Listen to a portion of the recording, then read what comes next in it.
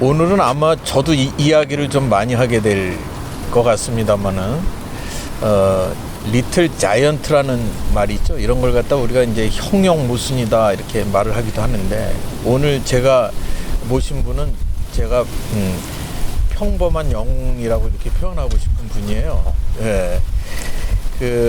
우리는 사실은 살면서 카메라가 뭐 우리에게 또 아니면 누군가에게 안 왔을 뿐이지, 사실은 우리가 클로즈업해서 들여다보게 되면 정말 누구 못지않은 훌륭한 삶을 살고 계신 분들이 많습니다. 그래서 오늘 모셨는데 어쨌든 간단히 좀 인사 좀 드리고 이야기를 좀 시작해 보도록 하겠습니다. 간단히 자기소개 해주실까요? 아니, 대표님이 너무 거하게 소개를 해주셔서 제가 뭐라고 설명을 드려야 할지 모르겠는데, 우선 저는 김무태라고 하고요. 평범한 직장생활 31년 차에 있습니다. 오늘은 뭐 나누고 싶은 얘기는 정말 많습니다. 제가 평소에 좋아하는 분이기 때문에. 그런데 오늘은 초점을 여기에 좀 한번 맞춰보고 싶습니다. 최근에 뉴스에 젊은 청년들이 어렵게 공무원 시험에 합격해서 공무원 생활을 하다가 좀 회의를 느껴서 우리 SNS에 글을 올리신 분들도 있고, 심지어는 극단적인 선택을 한 분들도 계세요. 그래서 직장 생활을 한 30년 이상 한 선배로서 과연 직장 생활이라고 하는 것은 어떤 의미를 가지고 있는지, 그런 이야기를 좀 한번 나눠볼까 싶습니다. 지금 직장에서 우리 김무태님보다 연세가 많으신 분이, 경력이 더 많으신 분이 어느 정도나 지금 있으신가요? 저희 사장님이 저랑 3살 차이 나시고, 예, 경력은 한 2년 차이 나시고. 위루죠, 아무래도. 예, 그렇죠. 예. 그래서 경력으로 따지면 사실 회사 경력으로는 30년이면 거의 최고라고 봐야죠. 왜냐하면 예전에 학부를 졸업하고 이제 시작을 한다고 하더라도 20 후반 정도, 그러면 60이면 거의 30년이거든요. 그래서 이제 경력상 30년은 어찌 보면 직장에서의 자기가 할 수 있는 일에 이제 뭐 좀 생물학적 한계 끝까지는 거의 왔다고 봐야 되는 거죠. 예. 예. 요즘 라떼라는 말이 있습니다. 이거는 이제 뭐 선배라든가 또 어떤 상사가 자기 때의 이야기를 하는 게 아주 금기시되는 예, 이제 이런 분위기인데, 오늘은 뭐 과감하게 한번 여기 한번 도전해 봅시다. 거슬러 올라가 볼까요? 네. 거슬러 올라가면 역시 신입사원 때는 신세대였던 거죠, 그 당시에. 뭐 그랬었죠. 예. 그러고 신세대에 제가 이력을 잠깐 보면 신세대다운 행보가 있었어요. 그럼 무슨 얘기냐면, 저희 선배 때 보면 직장을 옮긴다고 하는 것은 정말 아주 드문 일, 뭐 이랬는데, 어쨌든 직장은 여러 번 옮기신 그런 세대에 속하죠. 뭐 그렇게 됐죠. 그렇죠. 예, 가장 처음 회사에 들어와서 제일 힘들었던 게 무슨 기억이 좀 있으신가요? 제가 전공이 기계공학인데 기계공학 엔지니어로서의 길보다는 조금 더 이렇게 해외 쪽 업무라든가 아니면 특허 쪽 업무라든가 조금 더 이렇게 제너럴한 업무를 배우고 싶다라는 생각이 있었어요. 그래서 이제 그런 쪽으로 지원을 해서 일을 했었고요.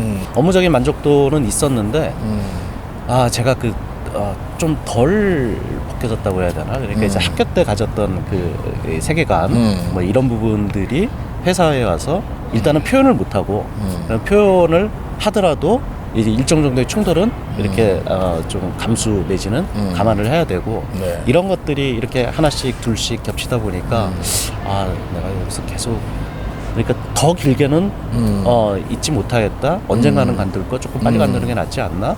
이런 생각들을 하게 된 게 쌓이면서 이제 첫 직장을 이탈하게 된 거죠. 예. 직장 생활에 승부를 거는 청년들이 있을 겁니다. 예. 자, 조직 생활에서의 성공 좀 요인, 뭐 이런 이야기를 좀 한번 해볼 필요가 있을 것 같아요. 예전에 제가 첫 회사에서 사적 모임에 대한 규제들이 있었어요. 그런데 그 사적 모임을 암암리에 허용받는 사람들이 있었는데, 그게 뭐였냐면 특정 지역 사람들, 그러니까 특정 지역에 특정 대학을 나온 사람들, 된 다음에 이제 군 출신, 그러니까 회사 입장에서 집단화해가지고 좀 활용 가치가 있는 그런 조직에 대해 가지고 좀 이렇게 뭔가 용인해주는 그런 분위기들이 있었고요. 그러니까 이제 그런 것들이 회사 내에 성공하기 위한 요인도 될 수 있죠. 예. 좋은 배경 기왕이면 이런 것들이 있기 때문에 그것도 당연히 뭐 작용을 안 한다고 볼 수는 없고요. 그다음에 당연히 또 관계라는 게 있죠. 회사 안에서의 어떤 관계들도 굉장히 앞으로의 어떤 돈독한 그게 업무적이 됐던 뭐 서로 뭐 좋은 의미에서 이제 끌어주고 이렇게 좀 가르쳐주고 뭐 이런 역할. 그리고 또 무엇보다 중요한 거는 자기 실력이 없이는 그러니까 회사 내에서 사람관계 나빠지는 거는 딴 게 없고요. 종교관도 세계관도 다 아니고요. 저 사람이 일을 못해서 나한테 피해를 주면 그것만큼 사람관계 회복할 수 없는 관계까지 가버리거든요. 회사 내에서는 그 업무적인 어떤 필요성, 업무적인 어떤 그 불균형에 의해 가지고 관계들이 굉장히 많이 좌우를 받습니다. 그래서 제가 끊임없이 노력해서 실력을 쌓는 게 누구로부터 인정받는 가장 좋은 길이고요. 그리고 또 하나 그냥 마지막으로 말씀드리면 이거는 제가 그냥 가지고 있는 생각인데 당당해져야 돼요. 이게 뭔가를 맞추기 위해서 조금 이렇게 좀 뭐 이렇게 타인에 대한 배려를 넘어서 가지고 자기 주관이 없이 그다음에 이제 그런 부분들이 쌓이면 결국은 이제 수동적이 되고 추동적인 존재가 되고 조금 더 제가 당당하고 업무에 대해서 모르는 부분이 있더라도 해나가는 모습을 보여줄 때 남들한테 존중을 받아요. 그래서 이제 하여튼 그런 부분은 리더로서 성장할 때 굉장히 큰 요소거든요.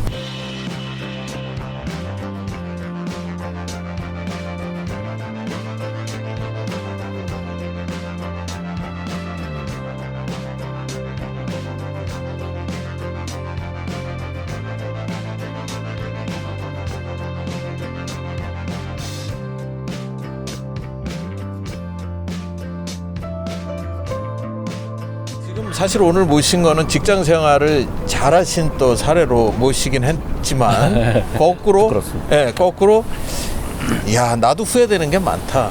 또 다시 돌아간다면 난 직장 생활을 좀 이렇게 했어야 되지 않을까 뭐 이런 지점도 있을 것 같아요. 그죠? 네, 있습니다. 이게 회사 아까 뭐 이직 뭐 말씀하셨는데 사실 뭐 좀 보편적인 의미로 따지면 한 회사 오래 다니는 게 좋죠. 여러 가지를 보장해 주니까. 근데 또 역으로 생각하면 한 회사에 계속 있는 거는 다양한 경험을 못 쌓게요. 제가 첫 직장을 떠나지 않았으면 저는 아마 일본 전문가가 됐을 거예요. 어허. 근데 거기를 떠나서 다른 생활을 했기 때문에 전 세계를 돌아다닐 수 있었거든요. 그게 저한테 큰 경험과 큰 자산이 됐고. 근데 결국은 어떤 실행하지 않으면은 경험은 따라오질 않거든요. 그래서 이제 그런 면에 있어서는 옮기는 게 맞냐, 뭐 이러냐, 그거는 크게 조언할 바는 아닌 것 같고요. 아쉬운 건 이런 게 있어요. 제가 이제 일을 열심히 했고 거기에 따라온 제 나름대로의 전문성도 있다라고 생각을 하는데 그 전문성을 객관적으로 남들한테 증빙할 뭐 학습의 깊이라든가 내지는 학위라든가 이런 부분을 여러 가지 핑계로 안 했어요.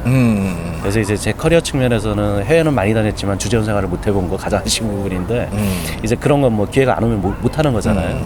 근데 어디에 위치해 있든 무슨 일을 하든 제가 할 수 있는 부분이거든요. 학위나 뭐 이런 부분들은.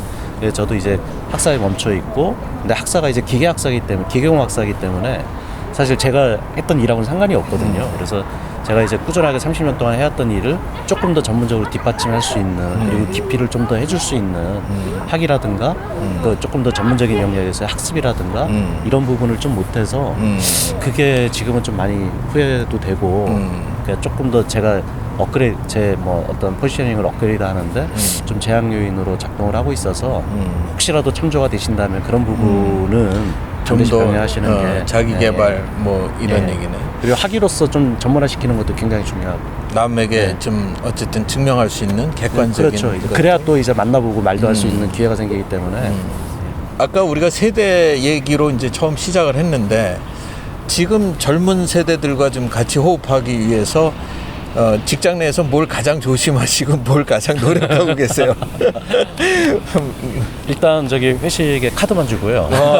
참여 안 하고 그리고 동참 안 하고. 특히나 지금 코로나라 뭐 저까지 끼면 누군가 한 명 빠져야 되고 이런 상황이라서 뭐 요즘은 어쩔 수 없는 측면도 있긴 하지만 뭐 그 농담은 아닙니다. 이제 뭐 회식을 한다고 치더라도 전체 모여서 으쌰 뭐 이거보다는 소그룹들끼리 모여서 조금 더 이렇게 잘 이제 대화나 뭐 이런 것들이 활성화되는 게 훨씬 더 좋거든요. 뭐 기능 측면에서도 그렇기도 하고요.